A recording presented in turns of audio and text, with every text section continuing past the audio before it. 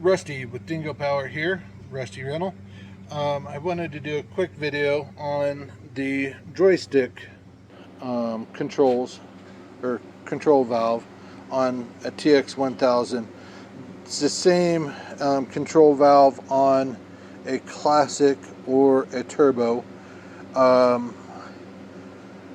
lot of people replace these when they don't need to be replaced. When they have one side of the track or one side of the machine is slower than the other. I've sold dozens of these valves to people, and every one of them has tried to return them because it doesn't fix the issue. But this is one time that the valve is bad. I've seen it twice. Once it was leaking, physically leaking, and there's no seal kit on these, so you have to replace it. This one here is a different issue. This one, the right side of the machine was drifting. So when you went to put it, stop the machine and had it in neutral, the track would drift for 2 or 3 seconds, or until you bump the controls. You can tell that this valve is actually bad because if you operate this valve, it doesn't spring back to neutral like this one does.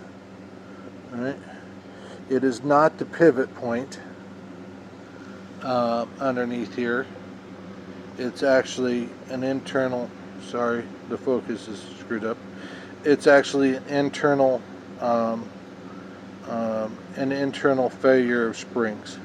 Once again, there's no rebuild kit on these, so your only option is to replace the entire kit.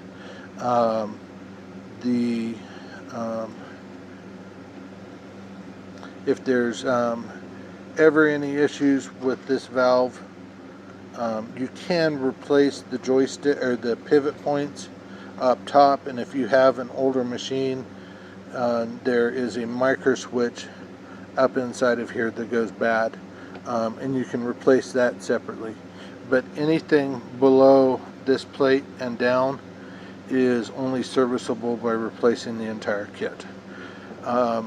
If you have any questions or need any parts, please check us out at dingopower.com. We're happy to answer questions. Give us a call, shoot us an email. We do respond to text, but not quickly. Once again, our website is dingopower.com. Thank you for watching. Not even touching the release button.